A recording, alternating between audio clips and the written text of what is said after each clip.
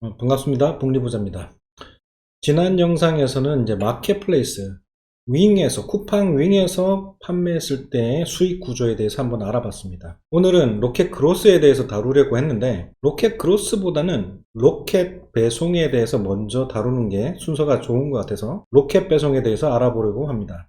쿠팡 하면 떠오르는 거, 쿠팡의 꽃은 로켓입니다. 쿠팡이 성장할 수 있었던 비결도 로켓 배송이라는 걸 시작하면서 당일 배송, 그 다음에 새벽 배송, 물건을 시키면 다음날 도착하는 굉장히 신선한 서비스를 시작을 했죠. 사실 세계적으로 보더라도 중국, 미국도 마찬가지고 내륙에서 이동하는 시간이 굉장히 멀기 때문에 오늘 시켜서 내일 물건을 받을 수 있다는 것은 상상조차 할 수 없습니다. 그런데 쿠팡은 로켓 배송을 시작하면서 전국 각 지역에 물류센터를 열고 그 물류센터를 이용해서 각 지역마다 오늘 시키면 내일 받을 수 있는 그런 서비스를 시작을 했죠. 그날 오전에 시키면 저녁에 받는 지역도 생깁니다. 요즘은 역세권, 스타벅스가 있는 스세권, 그것 말고 또 후세권이라는 것도 있죠. 쿠팡 로켓 배송이 가능한 지역이 또 거기에 해당이 됩니다. 그러면 이 로켓 배송이라는 게 어떤 건지 간략하게 한번 설명을 드려보도록 할게요.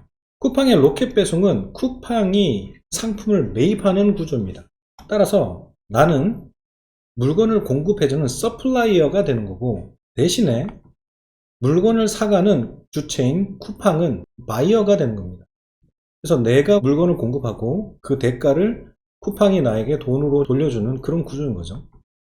결국에는 약간 갑과 을의 관계도 형성이 됩니다. 실제로 BM이라고 하죠. 매니저들이 되게 많은데 AM, BM부터 되게 많은 매니저들이 있어요. 쿠팡 로켓 담당과의 대화를 하다 보면 약간 갑질을 당하는 느낌을 자주 만날 수가 있습니다. 말하는 톤부터 조금 다른 느낌이 있어요. 어쨌든 이 서플라이어와 바이어의 관계에서 형성되는 그런 오묘한 그 역학관계도 있다는 거죠. 그러면 쿠팡 로켓 배송을 하게 되면 장점이 뭐가 있을까요?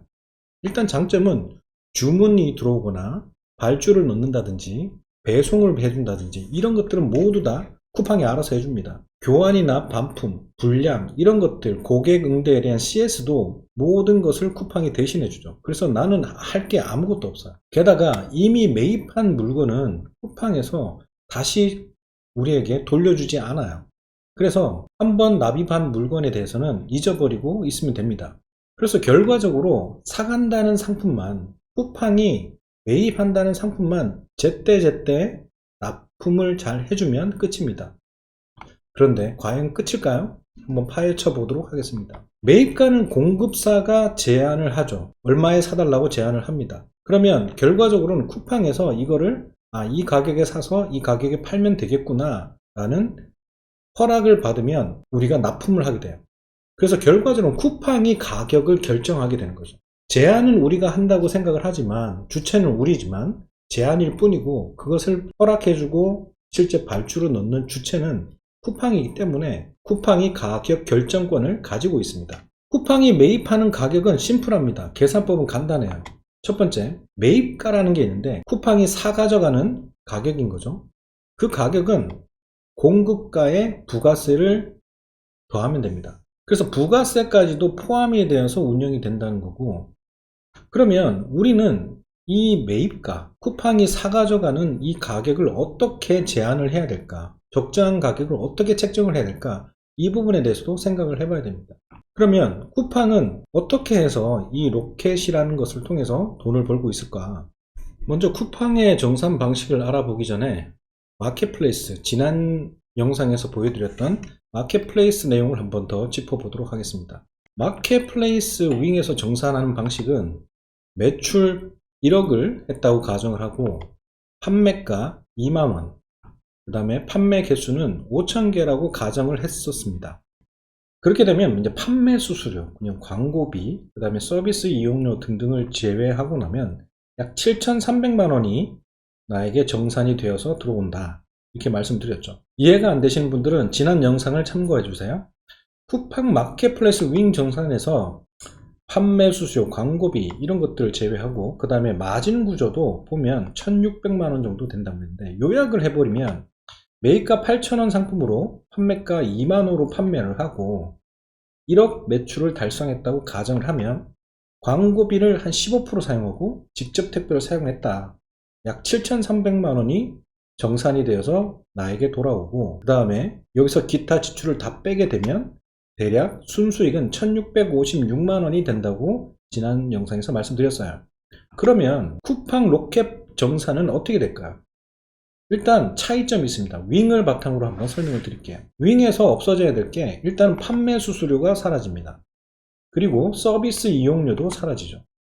할인 쿠폰 같은 것들도 쿠팡에서 자체적으로 하고 제가 운영을 하는 게 아니기 때문에 쿠폰도 사라집니다.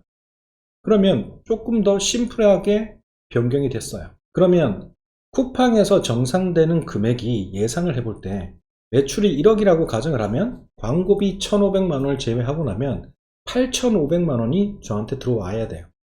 그리고 계단 금액은 약 2만 원에 판매를 했고 광고비를 3,000원 썼으니까 계단 금액은 17,000원이 됩니다. 그 다음에 매입비가 있는데 매입비는 내가 실제로 물건을 사오는 가격이니까 변동이 없을 거예요. 그래서 4천만 원을 썼고 기타 택배비 포장비가 있는데 윙에서는 내가 직접 택배사를 컨택을 했는데 로켓에서는 쿠팡 자체적으로 보내기 때문에 내가 쿠팡에 보내줄 때 필요한 택배비가 필요합니다. 물론 여기에서 밀크런이라든지 그 다음에 트럭 입고라든지 여러 가지가 있겠지만 그런 부분들은 변수가 너무 다양하기 때문에 그냥 택배 발송으로 가정을 해볼게요. 약 100개의 상품을 담아서 택배로 쿠팡에 납입했다고 가정을 해보면 약 한 60만원 정도의 납입 비용이 필요합니다. 그리고 포장 상자를 산다든지 기타 테이핑을 한다든지 이런 것들을 감안을 했을 때 약 20만원 정도가 필요했다고 봅시다. 100개의 묶음의 상자를 계속 택배로 보냈다는 가정인 거죠. 그렇게 되면 이 금액을 빼고 나면 약 내가 지출하는 금액은 내 자본이 들어간 거는 약 4,080만 원이 내 자본으로 들어가게 됩니다. 그래서 마진 수익이 4,420만 원이나 돼요. 굉장히 높아 보이죠. 그러면 윙에서는 7,300만 원, 73% 정도가 온다고 했는데 정산 금액이 쿠팡 로켓은 8,500만 원이나 준다고? 좀 이상하죠. 그 다음에 마진은 윙은 1,600만 원 정도를 순이익으로 봤는데 로켓을 하니까 4천만 원이 넘어요. 완전 대박이죠. 과연 그럴까요? 당연히 그럴 리가 없죠. 현실적인 가정으로 하나씩 뜯어보도록 하겠습니다. 일단 빠진 것을 채워야 됩니다. 윙에서 빠졌던 첫 번째는 물류비입니다. 택배비, 그 다음에 쿠팡에서 보관하는 보관료, 입출고 비용, 이런 것들이 쿠팡에서 부담을 하기 때문에 이런 것들을 보상해야 되는 마진들이 필요합니다. 그 다음에 운영비도 필요하죠. 판매 수수료, 서버 이용료, 이런 것들도 필요합니다. 그러면 이런 것들을 어디에다 반영을 하는 걸까요? 바로 이런 것들을 쿠팡은 마진으로 채웁니다. 이 판매 마진이라는 것으로 채우게 되는데 이 판매 마진의 구조를 한번 들여다보도록 하겠습니다. 아까 보여드렸던 쿠팡 로켓의 이론적인 정산 방식은 잊어버리셔야 됩니다. 그러면 현실적으로는 어떻게 될까요? 일단 판매가는 일반적으로 싸게 책정이 되어야 됩니다.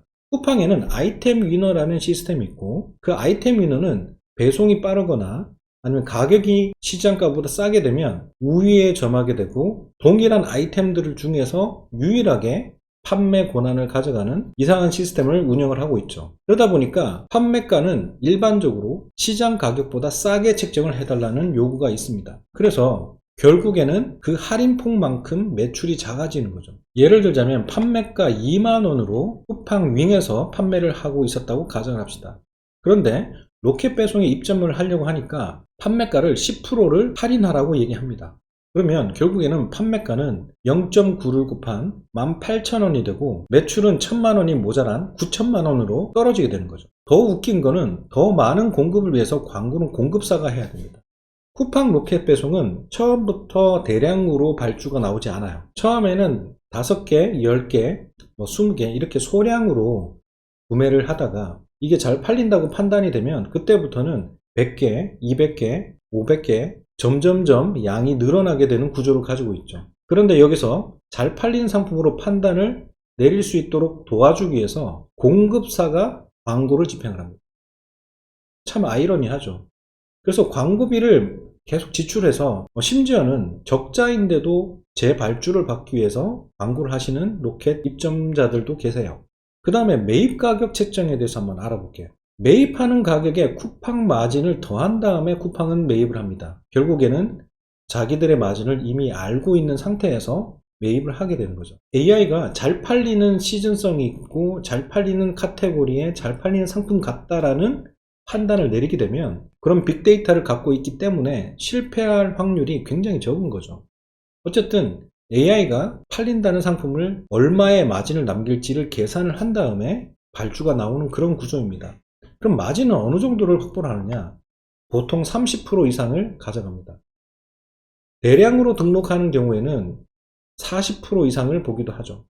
그래서 쿠팡에서 굉장히 많은 마진을 챙기고 있습니다. 그래서 30% 마진을 쿠팡이 가져간다고 생각했을 때 실제로 판매되는 가격은 18,000원이니까 거기에다 70%를 하면 쿠팡이 매입하는 가격은 12,600원이 됩니다. 그리고 12,600원에 매입을 했으니까 제가 쿠팡에 판매한 가격이 되겠죠. 5,000개를 판매했다고 가정을 하면 실제 매출은 1억 매출이 아니고 할인에 할인을 거듭하다 보니까 6,300만원의 매출로 급나가게 됩니다. 그리고 6,300만원의 실매출에서 실제 마진을 구하기 위해서 내가 들어간 투입 비용을 빼면 첫 번째로는 공급 원가를 4,080만원을 빼고 그 다음에 광고비 1,500만원을 빼게 되면 실제적으로 실수익이 720만원 밖에 나오지 않습니다. 결국에는 비슷한 자본을 돌렸지만 720만원 밖에 뽑아낼 수 없다는 이야기가 되는 거죠. 다행인 거는 부가세는 여기에 포함이 되어서 이미 납부했다는 거죠. 자, 이렇게 보여드린 이 한 장에서 쿠팡 로켓 배송에 대한 진실이 담겨져 있습니다. 그래서 간단하게 요약을 하면 약 5천만원의 자본을 가지고 1억의 매출을 내는 윙 판매자가 쿠팡 로켓 배송으로 같은 재원을 가지고 들어가게 되면 매출은 6,300만원에 실수익은 720만원으로 급락하게 된다는 사실입니다. 그래서 오늘 알려드린 내용이 어떠셨나요? 쿠팡 윙으로 팔게 되면 로켓보다는 적어도 수익적인 효율은 충분히 더 좋습니다. 하지만 로켓은 판매량이 압도적으로 높죠. 왜냐하면 시장가보다 싼 금액에 판매를 하게 되고 로켓 배지를 달게 되면 상위 노출로 올라가는 혜택을 받게 되기 때문에 판매량이 급증하게 됩니다. 그런데 앞에서 알려드렸던 그 숫자들을 한번 기억해 보시면 로켓은 최소 윙보다는 2배 이상의 판매를 내야 본전이라고 생각할 수 있어요. 왜냐하면 비슷한 자본으로 수익을 내는 구조에서 로켓은 720만원의 수익을 냈고 윙은 1600만원 이상의 수익을 냈기 때문이죠. 그래서 적어도 2배 이상의 판매량이 나와야만 로켓이 승산이 있는 거죠. 그 승산을 만들기 위해서는 광고를 공급사가 열심히 해야 됩니다. 내가 제어하고 컨트롤할 수 있는 것과 아닌 것의 차이가 있다는 것을 한번 이해를 해보셨으면 좋겠고, 직접 배송을 하든 로켓 배송 입점을 하든 판단은 여러분들의 몫입니다. 저 개인적으로는 로켓 배송에 큰 비중을 두지 않고 있어요. 왜냐하면 자본 효율성이 그렇게 저한테는 맞지 않는 것 같아요. 이런 것들도 개인적인 판단인 거죠. 특히나 로켓 배송 담당자들의 그 태도는 저하고는 전혀 맞지 않는 것 같습니다. 그래서 저는 개인적으로 그렇게 판단을 하고 있고요. 어쨌든 결론적으로 여러분들이 직접 배송을 해서 윙으로 판매를 하든 로켓 입점을 하든 이 역학적인 자본의 흐름이 어떻게 되는지 이해하시는데 도움이 되었으면 합니다. 다음 영상에서는 로켓 그로스에 대해서 한번 알아보도록 하겠습니다. 오늘 영상이 도움이 되셨다면 구독, 좋아요, 알림 설정 부탁드리겠습니다. 항상 건강하시고 행복하세요. 감사합니다. 이제 대량 등록 방식은 어렵습니다. 대량 등록의 전성기는 이제 지나갔습니다. 이제는 수동 등록으로 시작하세요. 지금 매출 잘 나오신다는 분들 대부분 리셀이거나 그와 비슷한 유형일 겁니다. 그게 현실이라고요. 대신 수동 등록 판매로 전환한 제자들은 하나둘 지금 억대 월 매출을 넘기고 있습니다. 왜일까요? 마케팅에는 흔히 얘기하는 노출, 유입, 전환, 재구매라는 4단계가 있습니다. 대량 등록 방식은 이 중에서 노출에만 집중하기 때문이죠. 그래서 판매가 일어나도 내 제품이 왜 팔렸는지를 모르는 경우가 허다합니다. 그러니 발전이 있을까요? 굉장한 비법이라고 말하는 것들이 과연 지속성이 있을까요? 저희 제자분들은 첫 사입 비용으로 수천만 원을 쓰고도 불안함이 전혀 없습니다. 이제는 자신이 생겼으니까요. 될 걸 안다는 거죠. 물론 쉬운 길은 아닙니다.